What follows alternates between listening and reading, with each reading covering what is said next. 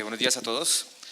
Primero que todo, gracias a los conferencistas, fueron unas excelentes presentaciones.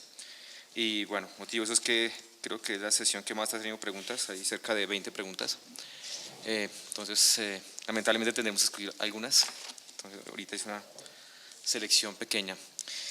Para iniciar, yo creo que una gran riqueza en las presentaciones, una riqueza como en ecosistemas y áreas estudiadas, riqueza metodológica y riqueza de unidades de análisis, ¿no?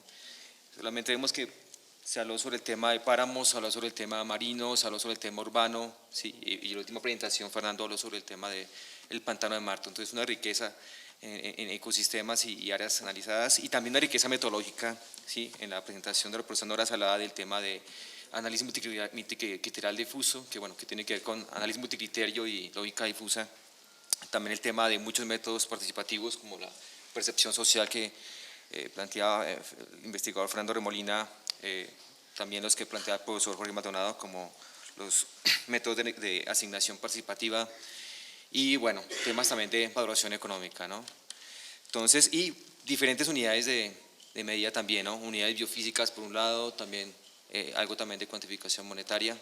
Entonces creo que una gran riqueza, y el mensaje que creo que está planteado en muchos, y que el profesor Jorge lo dijo por eso, es que lo integral también tiene que ver con integrar metodologías, ¿no? Eso es algo clave, ¿no? No tanto excluir y decir ese es un solo camino, sino que lo integral también tiene que ver con, hay una gran riqueza de metodologías que aquí se ha demostrado que operan y que en forma conjunta pueden servir para una toma de decisiones en pro de la conservación y la sostenibilidad, ¿sí? Entonces yo creo que esta sesión fue muy importante, una riqueza conceptual, metodológica y práctica para ese fin. Entonces vamos a iniciar con las preguntas. Bueno, voy a hacer traté de ser algo democrático, entonces voy a dar una pregunta para cada uno inicialmente, ¿sí? Y de acuerdo con, veamos la dinámica del tiempo, vamos haciendo las siguientes. Entonces, una cosa pequeña, el profesor Nicolás Quesoy se disculpa por no poder asistir, tuvo un accidente sin consecuencias graves en camino al aeropuerto en Canadá, entonces pues él estaba confirmado hasta hace muy poco, pero bueno, ya motivos de fuerza mayor. Entonces la primera pregunta es para Eric Gómez. ¿Cuál es el primer paso que debe dar una ciudad para cuantificar los beneficios de su infraestructura verde?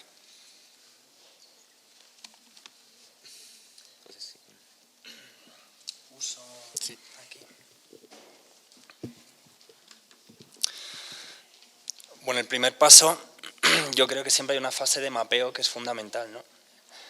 Es decir, hay que caracterizar cuáles son las áreas verdes, cuál es la infraestructura verde con la que cuenta esta ciudad, y a partir de esa información espacialmente explícita ya se puede empezar a considerar cómo, a partir de la estructura y el funcionamiento que pueden tener esos distintos ecosistemas, van a generar un tipo de servicios ambientales u otros, ¿no?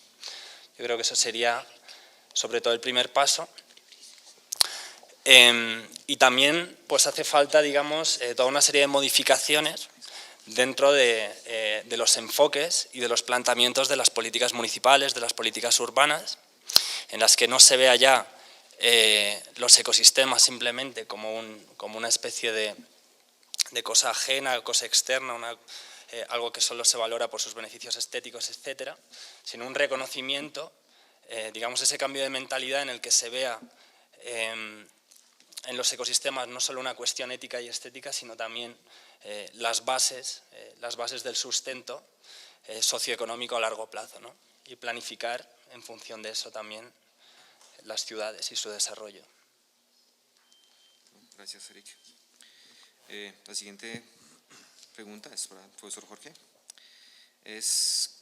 ¿Cómo ustedes consideraron aspectos demográficos como sexo, edad, en la forma como la comunidad evalúa o hace valoración? ¿Cómo se toma en cuenta ese? Gracias. Buena pregunta porque no me quedó tiempo de explicarlo, pero en realidad cuando hicimos los grupos de valoración, los grupos los organizábamos tanto diferenciados por género como por edad. Entonces teníamos grupos de mujeres jóvenes, mujeres adultas, hombres adultos, y si ustedes vieron las fotos, cada grupito era muy homogéneo en esas características, y eso fue muy interesante porque nos permitió capturar perspectivas diferentes de cada una de los miembros de la comunidad, ¿no? Entonces, por ejemplo, en algunos lugares las mujeres tienen muy claro algunos conceptos de cosas relacionadas con el bienestar de su hogar, mientras que cuando es el señor el que está respondiendo, el pescador, él lo ve más como la fuente de generación de ingresos, o lo ve más como los otros lugares a donde las señoras no van, pero ellos sí van por su actividad. Entonces, eso nos permitió, o la diferencia entre jóvenes y ya mayores. Entonces, los jóvenes también perciben de una forma diferente su entorno, a veces le daban más valor unos a los centros poblados, otros le daban más valor a las zonas agrícolas, dependiendo mucho del grupo. E incluso también otra cosa que observamos fue que, digamos, un ejercicio que hicimos anteriormente en la Ciénaga Grande de Santa Marta, afuera hay un póster que pusimos con los resultados de esa investigación, también parecido, tratando de mirar el tema de valoración por este método de Piedrita, demostraba que en una zona que uno, digamos, desde acá considera muy homogénea, dice, no, es la Ciénaga y todo es muy parecido, hay muy marcadas diferencias con la sola localización. Entonces, comunidades que están muy cerca al mar reaccionan y tienen otros valores muy diferentes, otros están a media hora, digamos, en lancha del mar hacia adentro, en la ciénaga, y tienen otra percepción completamente diferente de los servicios que generan los ríos, del acceso al agua, la conexión con las carreteras también genera resultados diferentes. Entonces, todas esas diferenciaciones espaciales de género y etarias nos mostraron unas diferencias que eran importantes, y qué bueno que te los pude contar también. La siguiente pregunta es para el Ministerio de Ambiente. ¿Qué tasa retributiva se calcula por impacto minero sobre los ecosistemas y bienestar humano? Bueno, buenas tardes. De antemano, disculpas por la ausencia del doctor Nesdir Abello, quien se tuvo que retirar pues, de manera temprana del evento. En cuanto al tema de la tasa retributiva, pues en la normativa colombiana, en su artículo 42 de la ley 99 específicamente, habla de la tasa retributiva por emisiones contaminantes al agua o por emisiones al aire.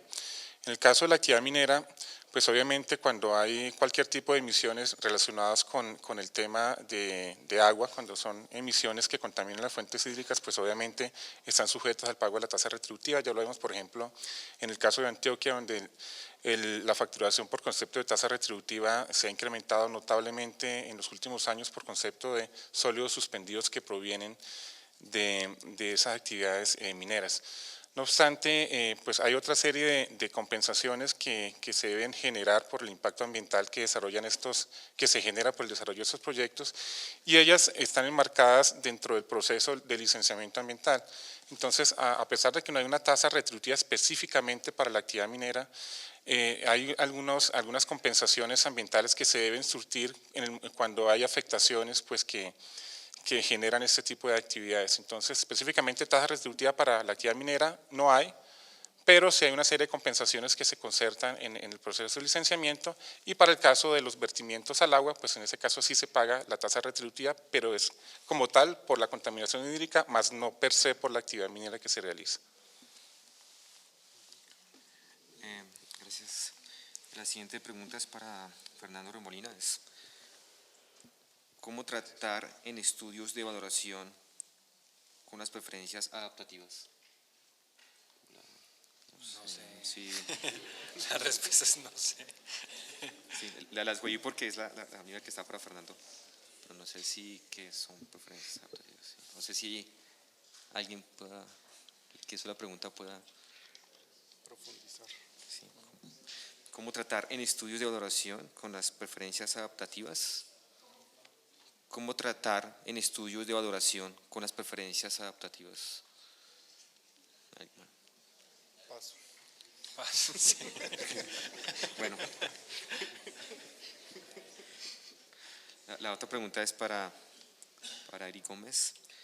¿Hasta qué punto los diservicios son resultado de la mala planificación urbana? Perdón, ¿hasta qué punto los diservicios son resultados de la mala planificación urbana. Para ahí, para ahí,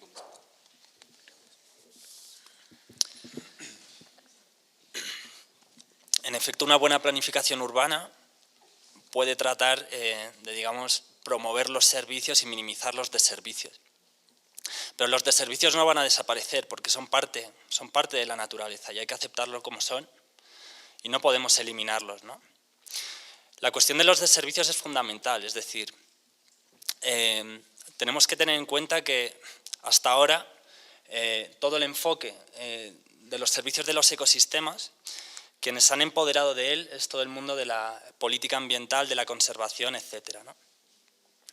Tenemos que tener cuidado, sobre todo con la cuestión del reduccionismo monetario, porque en el momento en el que no seamos solo la gente preocupada por la cuestión de la conservación de los ecosistemas, quienes nos empoderemos de este discurso y quienes pongamos de relieve todos esos beneficios ocultos, no captados por la contabilidad económica convencional, tenemos que tener en cuenta que puede llegar el día en el que, por ejemplo, promotores, desarrollistas, etcétera, puedan empoderarse del otro lado de la moneda y poner de relieve todos esos costes económicos ocultos también de los deservicios de los ecosistemas. Si nosotros aceptamos la racionalidad económica como motivación última o digamos como razón última de nuestra toma de decisiones, el día que cambie la coyuntura del mercado e incluso una vez que tengamos incorporadas todas las externalidades, veamos que no tiene lógica la conservación, ahí nos habremos quedado sin argumentos. En ese momento, el mundo de la política ambiental y la conservación probablemente tendrá que deconstruir el discurso que venía elaborando en las 2 anteriores décadas y esto puede tener un coste de credibilidad enorme, ¿no? Entonces, entendamos que la naturaleza es lo que es una fuente de beneficios y también tiene sus perjuicios. Las ciudades, no lo olvidemos, su origen histórico muchas veces ha sido una defensa de la naturaleza, ¿no? Entonces no caigamos en estas concepciones maniqueas y aceptamos la naturaleza como lo que es, que con sus beneficios y sus perjuicios es la base material de nuestra existencia y de la viabilidad de nuestro desarrollo a largo plazo, ¿no? Okay, gracias. La pregunta es para Jorginho. ¿Los niveles de los atributos estuvieron basados en modelos reales del comportamiento del sistema o fueron basados en escenarios hipotéticos?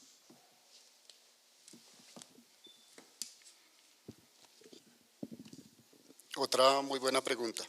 Cuando uno de los retos principales de utilizar esta herramienta es, por un lado, garantizar que los niveles que uno está proponiendo se perciban como reales por la persona que está respondiendo y segundo, pues que provengan de la mejor información posible para que también desde el punto de vista técnico sean reales, ¿cierto?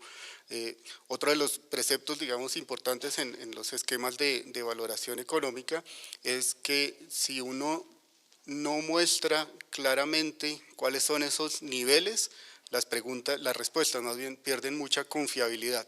Entonces nosotros hicimos todo un ejercicio de tratar de recoger información previa acerca de cuáles eran los efectos que generarían cada una de las intervenciones para determinar los niveles, de tal forma que fueran lo más ajustadas, digamos, a la realidad posible. Como les decía, en este ejercicio que hicimos para Nat Geo, teníamos 5 ejercicios de valoración simultáneamente. Entonces, por ejemplo, teníamos el modelo de pesca que nos dio muy buena información acerca de cómo variarían los niveles de disponibilidad de stock pesqueros para cada escenario posible y eso nos alimentó algo de la información, ¿cierto? La disponibilidad futura también la podíamos capturar a través de esa información que estábamos obteniendo de los otros proyectos. Y algo importante que quiero aprovechar para resaltar fue el tema de que cuando propusimos los niveles de restricción en el tema de pesca, ustedes vieron, nunca propusimos un nivel de restricción del 100%.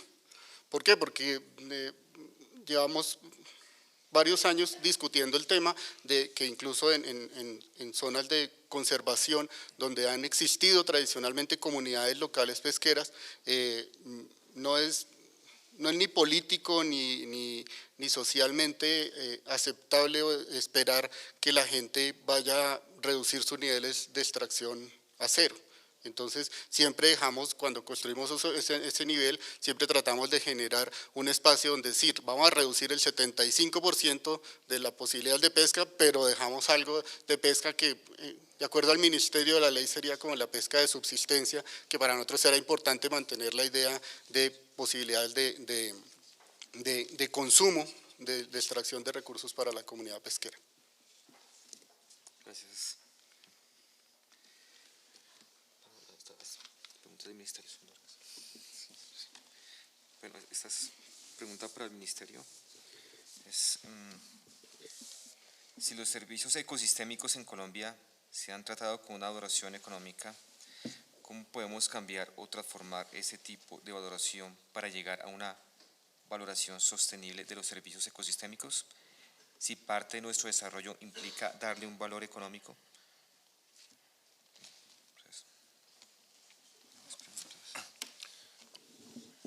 Bueno, frente al tema de la valoración económica y la aplicación a la gestión ambiental, el Ministerio ha venido siendo particularmente juicioso desde el año 2003, cuando se expidió la resolución 1478 de ese mismo año, estableciendo unas metodologías de valoración para el país, unas metodologías de referencia.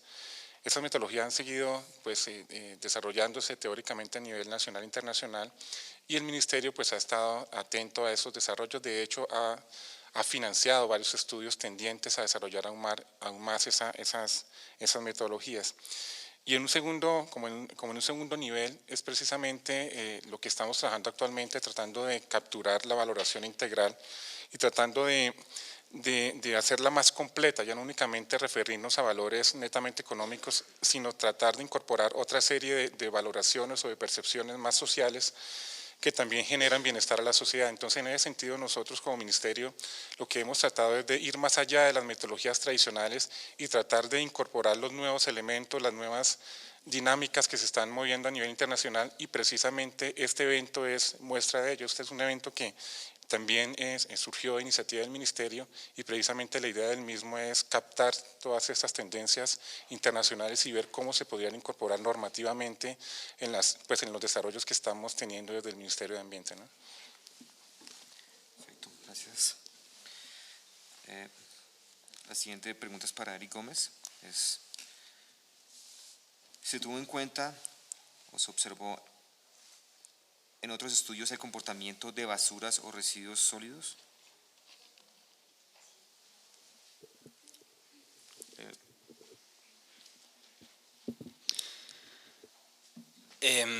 Nosotros personalmente no lo hemos trabajado, sí que hay gente en el instituto donde trabajo yo que se dedica a residuos.